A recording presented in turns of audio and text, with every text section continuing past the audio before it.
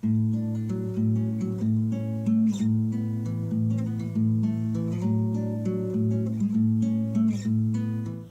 everybody, welcome back to Conscientious Omnivore. My name is Pal.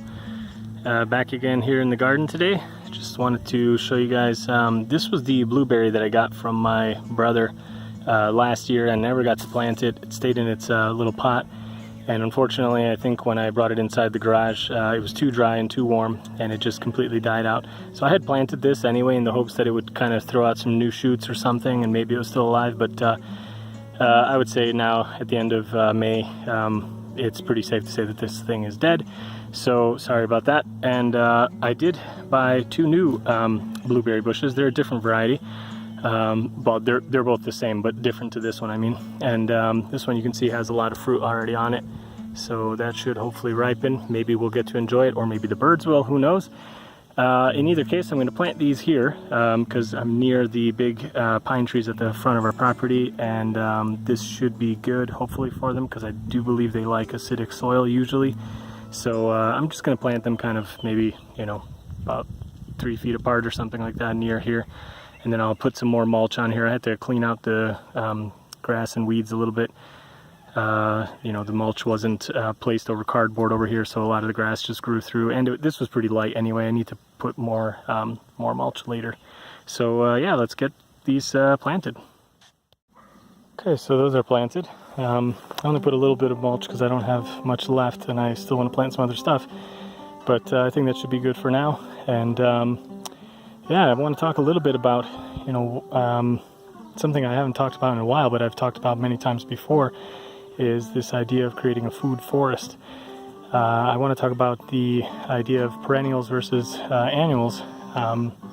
When you plant stuff like fruit trees and bushes, things like the blueberries, strawberries, fruit trees like this sour cherry, or other things like this, you know, even the raspberries, they will just kind of take a little bit of work up front, and then once they're established, they just pretty much go on their own. Like, yeah, you have to do some pruning and some weeding and whatever, but like, it's a lot less work than all the stuff that you have to plant every year, the annuals. So, you know, the past couple days I've been really working hard on trying to, you know, repot and transplant all the little tomatoes and peppers and all this kind of stuff. It's a ton of work. Like with the raspberries, I mean, once they're established, like there's pretty much almost no work. You just got to trim the canes when they're all dried up and dead, and let the new growth come out, and maybe just the new stalks that come out if you want to transplant them to other areas. That's pretty much it. It's a lot less work, a lot less watering, a lot less weeding, a lot less everything. So I just think, like, you know, I'm gonna kind of make more videos about this again in the future, but I know I haven't talked about the food forest in a while, but you know, as you can see, it's a forest and may as well be growing food. So yeah, that's pretty much the idea. I'm going to plant a few more things. I'll show you guys, you know, what they are while we're here. So I've got two kinds of rhubarb and a strawberry as well. I only have one this time. I didn't really want to spend too much money, and the blueberries were kind of expensive, so we just got one strawberry, but that'll spread by itself too. And we got a bunch of the little wild strawberries here anyway, so I figured, you know, this should be fine for a start. And yeah, let's get to planting these things as well. Okay, I'm a little bit worried. They all look really wilted after I planted them. It is really hot right now, and this may not have been the best time to plant them.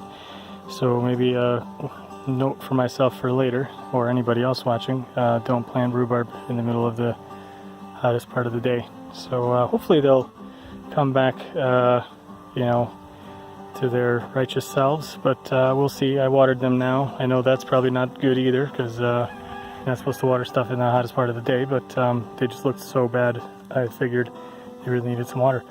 So anyway, I'm going to end it here. The blueberries are looking good, and hopefully those come back to life. I'm going to hold off on planting the other ones until another day, because I have to get going now. And yeah, I'll try to do it early in the morning so that they have a better chance. Rhubarb does like direct sunlight, I've read, so it's not a problem of where they're planted. It's maybe that, you know, maybe also I planted them from seed, and maybe I should have let them get bigger before I planted them out. So maybe I'll just leave the other ones in the tray and just plant them out in the fall when they're dormant. I don't know, we'll see. If if anybody knows what's best to do in this case, let me know. I would appreciate that in the comments. Cool. All right, so that's it for today. Get out there, start growing if you haven't done so yet, if you have a yard. And if you don't have a yard, then maybe just grow some herbs in the kitchen. That's pretty good too.